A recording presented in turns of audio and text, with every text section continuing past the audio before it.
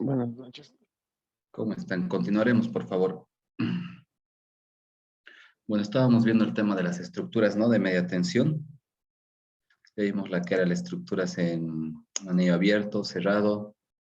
Eh, Estamos viendo estructuras en mallas y las de estructuras en doble derivación.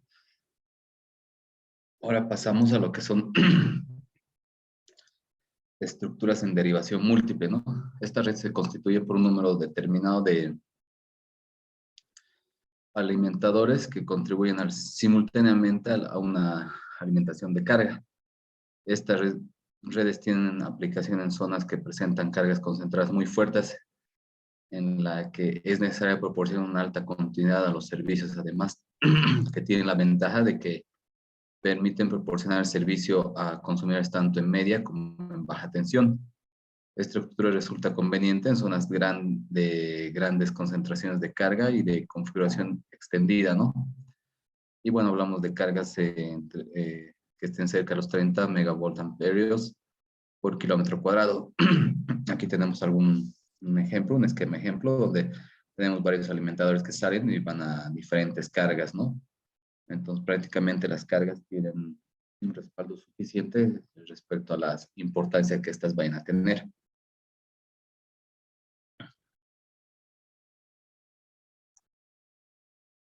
Otra estructura que tenemos son estructuras de alimentadores selectivos, donde aquí tenemos un juego de 4 subestaciones, ¿no? Esta red se constituye por cables troncales que salen preferentemente de subestaciones diferentes y llegan hasta la zona para alimentar. De estas troncales se derivan cables normales, ramales de menor sección, que van a una troncal a otra enlazándolas, ¿no? Siguiendo el principio de doble alimentación. Las subestaciones o transformadores de distribución se reparten entre las parejas de alimentadores troncales que quedan conectadas secuentemente, ¿no? Entonces, como pueden ver, aquí hay un esquema también donde tenemos diferentes subestaciones interconectadas y las cuales prácticamente garantizan un suministro adecuado de energía eléctrica y las cuales se pueden ir distribuyendo para mejorar el servicio a los diferentes centros de consumo. Bueno, todas esas estructuras que mencionábamos son las estructuras de media tensión. Podríamos ir diciendo que las hemos ido describiendo desde las más sencillas hasta las más complejas, de las cuales se van aplicando de acuerdo a la necesidad, ¿no? La radial es la más sencilla. Normalmente, por ejemplo, hablemos en un centro periurbano donde tenemos una nueva urbanización hacia afuera de la ciudad. Inicialmente se puede realizar una estructura radial de manera aérea, con la cual llegamos al centro de consumo. Por ejemplo, pónganse una urbanización nueva de unas 50 casas, 100 casas, 200 casas, y así sucesivamente, ¿no? Entonces, dependiendo dónde es el punto de retiro, podríamos llamar que desde el punto de retiro hacia afuera tenemos una estructura radial, la cual suministra energía eléctrica al centro de consumo, ¿no? Entonces, bueno, si ya este tema de consumo externo ya es algo más importante, ya depende de alguna otra característica o es en una ciudad en la cual ya queremos mejorar la confiabilidad, se pueden ir prácticamente analizando y haciendo los diagramas de flujo respectivos para aplicar la estructura de media tensión o en su contexto la estructura más apropiada para el suministro de energía eléctrica, ¿no? No sé si tiene alguna consulta sobre esto, podemos pasar a lo que son ahora estructuras en baja tensión.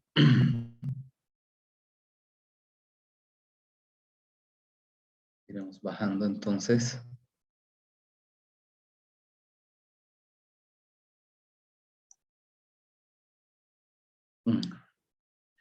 Las estructuras en baja tensión, ¿no? Las redes secundarias se constituyen en el último eslabón en la cadena entre la estación de generación y los consumidores, ¿no?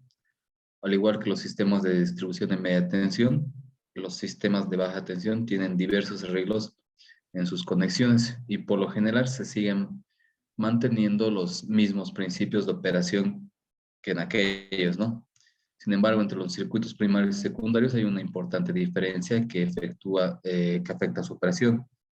En los circuitos de baja tensión es posible trabajar en línea viva sin tanto peligro y costo de, bueno, hay que referencia esto, y teniendo las debidas precauciones, la que, de mayor, la que da mayor flexibilidad al sistema, ¿no?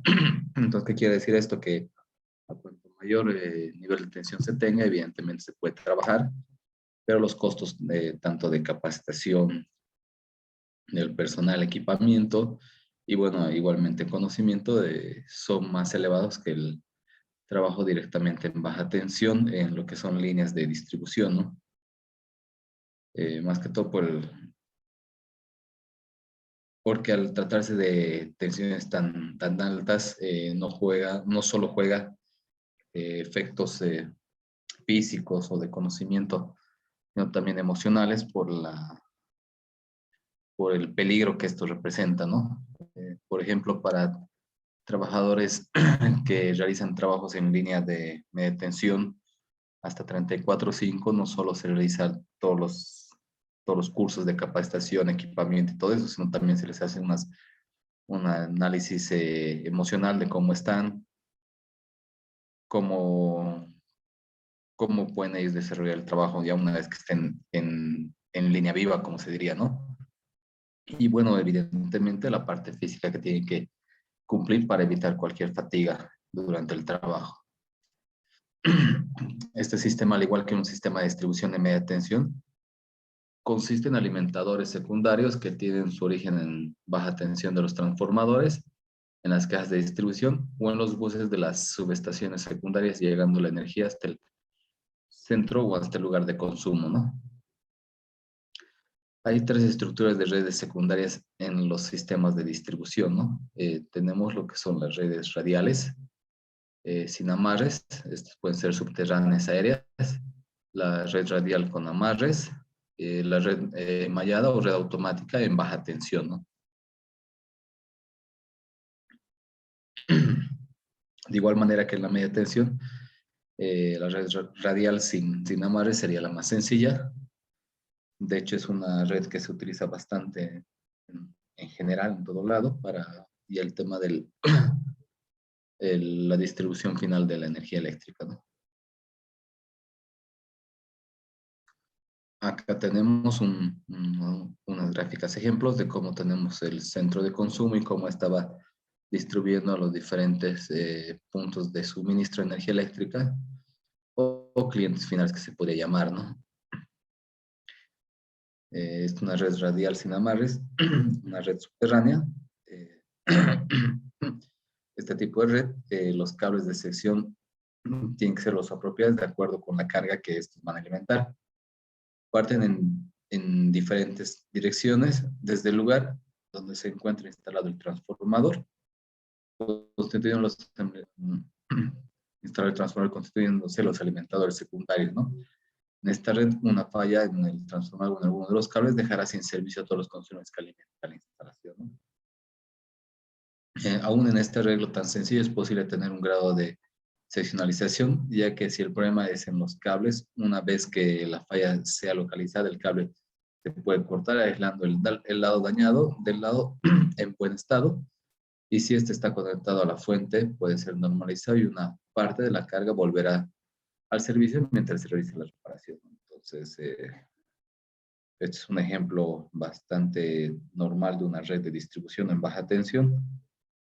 Prácticamente cuando tenemos en un barrio un transformador de distribución, le llamaremos así, ya sea aéreo o subterráneo con alguna falla, evidentemente todos los clientes, abonados o consumidores que estén conectados a este circuito quedarían sin energía eléctrica, ¿no? Porque el transformador inicialmente, para proteger el mismo equipo, abriría la protección al identificar algún tema de falla aguas abajo, ¿no? Una vez identifique la falla, digamos a unas 2 cuadras, podríamos nosotros cortar el lugar de la falla, suministrar energía eléctrica hasta el punto de la falla y dejar, o sea, decir, retornar la energía eléctrica hasta el lugar de la falla, y todo lo que esté aguas para abajo, que todavía no tenga una solución, bueno, permanecería sin energía eléctrica, ¿no? Eso es una seccionalización de la falla que se mencionaba hace un momento, y eso se puede hacer tanto en baja como en media tensión, y dependiendo cómo se pueden realizar las diferentes maniobras. Y dependiendo las estructuras, ya sean, en este caso sería una radial, no tuviéramos otro punto de suministro, pero si tuviéramos otras alternativas, podríamos realizar alguna operación para dejar menor cantidad sin clientes, sin energía a los usuarios, ¿no? Eh, Tocamos los circuitos secundarios de una red aérea.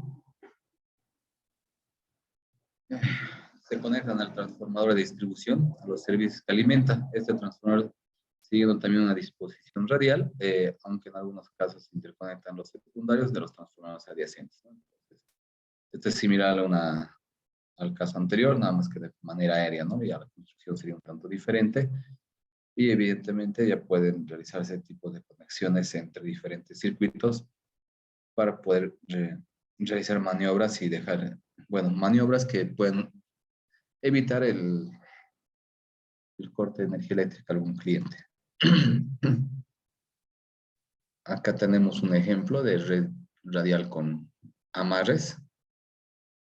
En el sistema anterior, una falla en el alimentador primario o en el transformador da por resultado la interrupción de todo el área de alimentadores de estos, ¿no?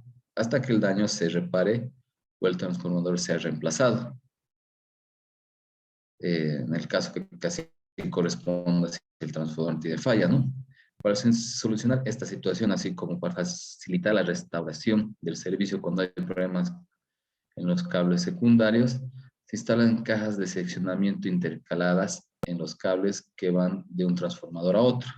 Normalmente se colocan en las esquinas con el objeto de darle mayor flexibilidad en su conexión al poder recibir hasta 4 cables, ¿no? Entonces, lo que se dice es que por alguna razón, bueno, dependiendo de la capacidad también de la red y todo esto, se pueden tener unas cajas de conexión entre diferentes circuitos para evitar dejar sin suministro de energía eléctrica a una mayor cantidad de clientes, mientras, mientras se pueda dar una solución a la falla identificada, ¿no?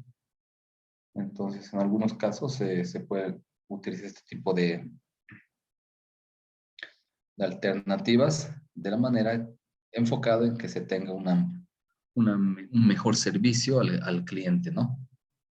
En algunos casos han debido escuchar o han debido ver que inclusive cuando hacen algunos mantenimientos, dependiendo de la complejidad de la configuración, todo esto, hay empresas distribuidoras que van con su generador o su grupo electrógeno, ¿no? Con el cual lo conectan prácticamente en lugar del transformador, mientras hay que hacer la reparación o la actividad necesaria, y de esa manera suministra energía eléctrica a todos los clientes y evitan que se queden sin luz, ¿no? Entonces, esto va avanzando de acuerdo a cómo son las características del servicio, las exigencias también de los clientes, y bueno, las facilidades que se puedan tener, ¿no? Las diferentes lugares. Acá hablamos ahora de una red mallada o red automática en baja tensión. Este sistema de distribución en baja tensión se utiliza en zonas importantes de ciudades donde existe gran concentración de cargas uniformemente repartidas a lo largo de las calles, ¿no? Este sistema garantiza un servicio prácticamente continuo, ya que las fallas en media tensión y en los secundarios no afectan a los usuarios, ¿no? Los componentes básicos de una red automática de esta de baja tensión se indican en este diagrama, en la figura 2.1, donde tenemos una fuente de potencia, normalmente una subestación de distribución, es el punto de origen de 2 o más alimentadores radiales, sin enlace entre ellos. Estos alimentadores van hasta los centros de carga en el área de la red, en donde son seleccionados por medio de cajas de desconexión o interruptores para llevar los ramales de alimentación directamente a los transformadores de la red, ¿no?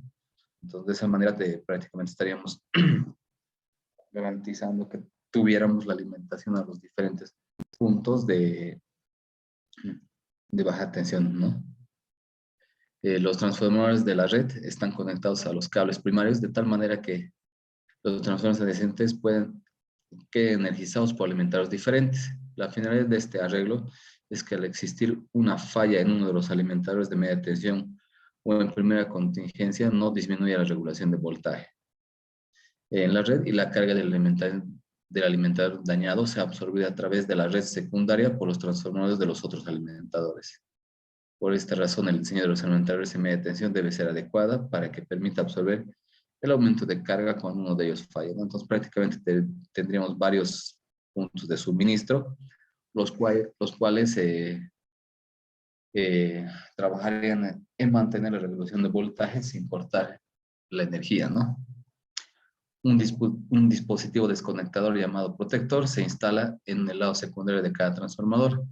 Este dispositivo tiene como finalidad evitar un retorno de energía a la red de baja tensión en un punto de falla en media tensión, ya que cuando un elemental primario falla, el protector inmediatamente desconecta al transformador de la red de baja tensión. Al lado de la carga del protector de la red se desconecta la red secundaria, ¿no? Las cargas están conectadas a los cables secundarios que van por las calles enteras y bien a las terminales de los protectores o a los buses de baja tensión instalados en las bóvedas o subestaciones de los edificios, ¿no? Entonces, prácticamente estamos hablando de una configuración bastante compleja con la cual garantizaríamos que evitaríamos cualquier daño por tener varios elementos o transformadores que estén conectados a la vez para unas cargas en específico, ¿no? Ahora tocamos el último punto, que es alimentación de energía eléctrica a grandes concentraciones de carga. La seguridad en el suministro de energía eléctrica a un usuario, cualquiera que sea la finalidad que éste dé a la energía, será siempre un factor importante que defina la manera de alimentar una gran concentración de carga. La comodidad y bienestar de los usuarios de un edificio, cualquiera que sea el tipo de carga, encontrará esto, ¿no? Los grandes edificios o edificaciones destinadas a fines residenciales, comerciales, o ambos para los cuales la demanda de energía eléctrica prevista sobrepasa los 30 kVA, la alimentación de esta energía, así como su utilidad, constituye en la mayoría de los casos un problema cuya solución no siempre es compatible con los intereses comunes. Cuando un lado se considera una compañía suministradora y el otro lado a los usuarios y consumidores, ¿no? Para este tema de la alimentación de energía eléctrica a grandes concentraciones de carga, inicialmente tomaremos lo que es la estimación de carga. Los usuarios de energía eléctrica para efectos de control de tarifas son clasificados por compañías en diferentes clases, ¿no? Por ejemplo, son los residenciales, comerciales, generales, industriales, y dependiendo de algunas características de consumo, pueden ser pequeños productores o hasta categorías especiales en las cuales se les diferencia de acuerdo a su actividad e importancia, ¿no? Para cada clase de consumidor se debe disponer de índices estadísticos, fórmulas teóricas y empíricas que permiten evaluar la demanda estándar de cada consumidor a partir de su carga instalada o la demanda de un grupo de consumidores pertenecientes a su misma clase, ¿no? Para esto es necesario desarrollar un estudio detallado que incluya el levantamiento de la carga instalada, iluminación, motores, aire acondicionado, conocimiento de los planos urbanísticos, perspectivas de crecimiento del área y otros factores que directa o indirectamente pueden afectar a la demanda estimada, que será un elemento fundamental para la formulación de la carga y el diseño final de la red eléctrica, ¿no?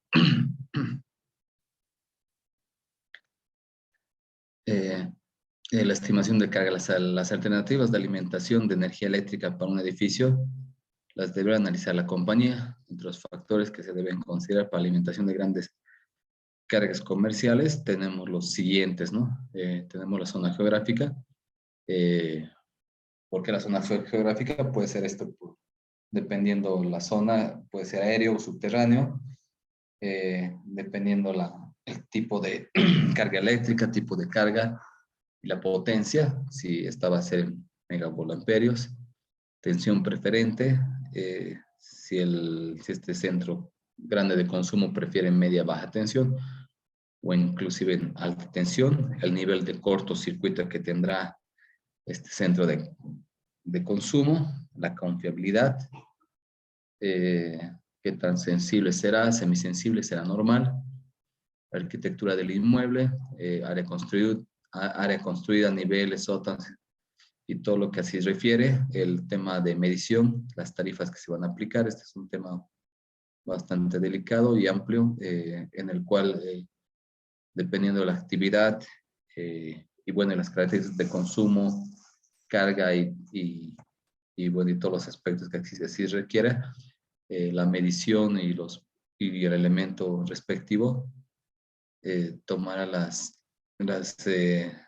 bueno, tendrá que detallarse a medida, ¿no? A requerimiento.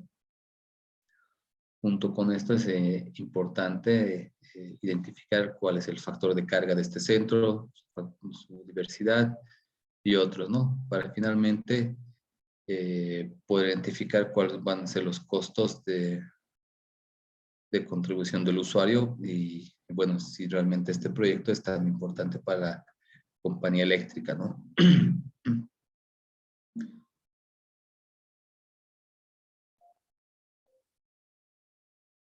Después del estudio técnico y análisis económico de las alternativas que debe incluir la modificación de esta carga, que esta carga tenga en la estructura de la zona, se podrá seleccionar el tipo de alimentador óptimo para la carga.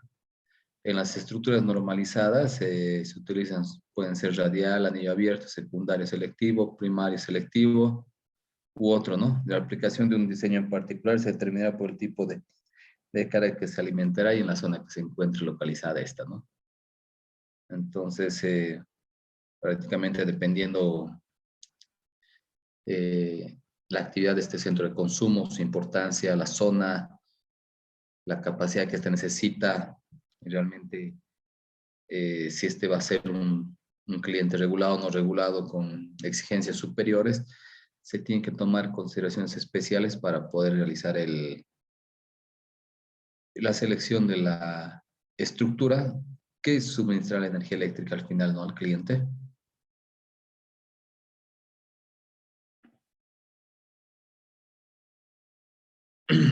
Entonces, dentro de esto, vamos a ir detallando los puntos a considerar. La alimentación radial aérea o subterránea en un servicio de este tipo es naturalmente la menos compleja y su aplicación es limitada a servicios que no requieren gran continuidad, debido a que una falla en cualquier componente del sistema de alimentación primaria afectará a todos los consumidores conectados hasta que se localice y se repare, ¿no? En algunas ocasiones este diseño se emplea para alimentar consumidores aislados con transformadores tipo pedestal o sumergible, ¿no? Bueno, el tipo de anillo abierto, este diseño ha sido empleado extensamente para alimentar cargas comerciales y pequeñas de cargas industrias e importantes, ¿no? Consta de dos alimentadores radiales que se unen en un interruptor normalmente abierto dentro de una subestación del consumidor. Una falla en un componente de la red primaria puede ser seleccionada y aislada de manera manual, ¿no? Otro tipo de estructura que podría ser la primaria selectivo. En este diseño, los circuitos independientes llevan al centro de carga y se conectan al transformador por un dispositivo automático denominado interruptor de transferencia. Uno de estos circuitos se denomina preferente y el otro emergente, ¿no? Para el suministro, ¿no? Finalmente, las últimas configuraciones podría ser un secundario selectivo.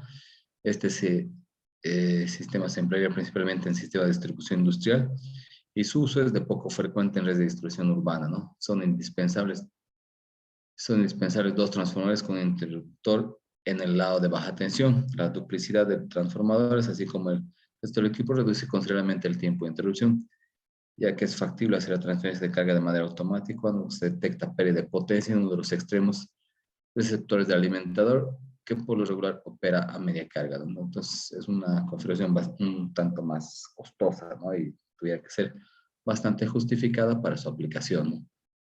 lo que es mancha de red. Este sistema es uno de los más flexibles y confiables que existen.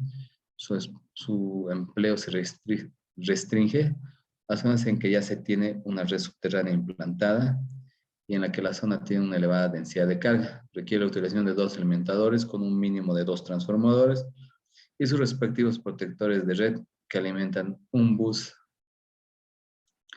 secundario común energizado permanentemente. El protector previene que uno de los alimentadores primeros retroalimente corriente de falla al otro en un tasa de cortocircuito de un transformador o en cualquier otro elemento de la red primaria. Entonces, similar al otro, hablamos de una configuración bastante, bueno, confiable, costosa, por lo cual tiene que ser bastante justificable. Y bueno, de esa manera podríamos tener un suministro de energía eléctrica bastante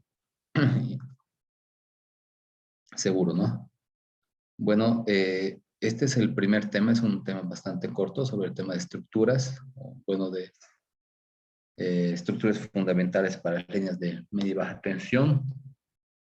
No sé si tiene alguna consulta, si se ha sido muy rápido. De todas maneras, ya se las dejé, si me la dejan ver.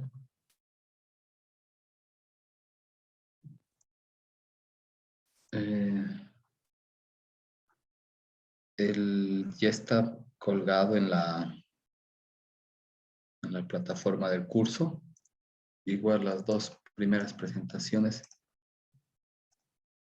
están en la carpeta compartida para que las puedan visualizar y repasar.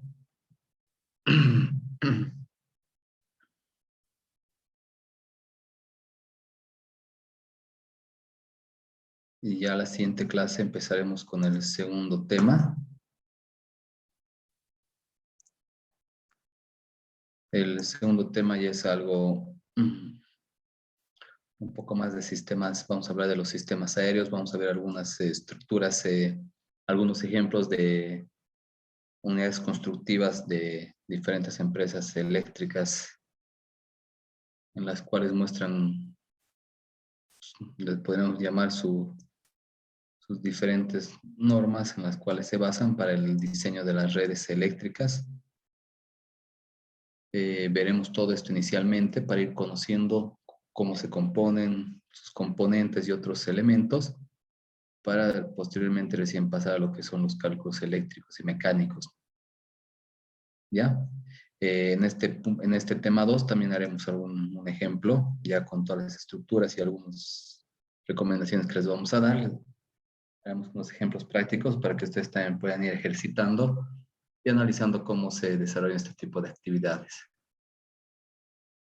Bueno, para terminar la clase, por favor, si pueden completar la encuesta de satisfacción.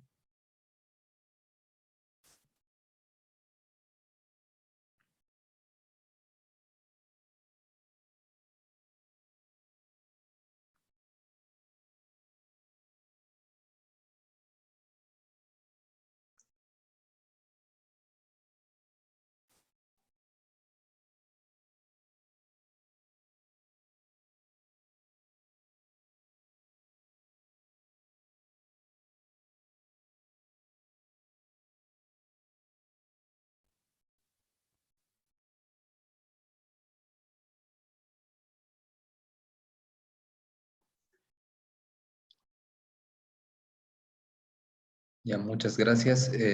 Entonces, el día miércoles directamente a las 7 los espero. Si tienen alguna consulta, podemos iniciar la clase despejando algunas dudas y ahí empezamos con el segundo tema. ¿Ok? Muchas gracias. Buenas noches. Una Sí. consulta. Lo del Classroom, hasta ahora no nos llegó ninguna notificación, nada de ello para eh, ver, ¿no?, las presentaciones que nos dijo que ya lo subió ahí en la plataforma de Classroom. Y a ver, lo voy a pegar ahorita en el grupo de WhatsApp. Dame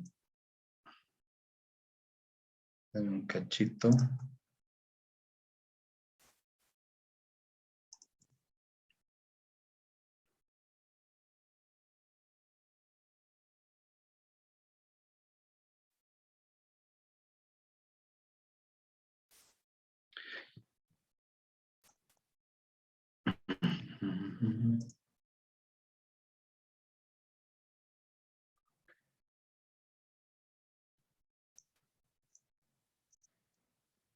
A ver, ya he pegado el enlace para la plataforma del Classroom y voy a pegar en este momento la carpeta compartida más.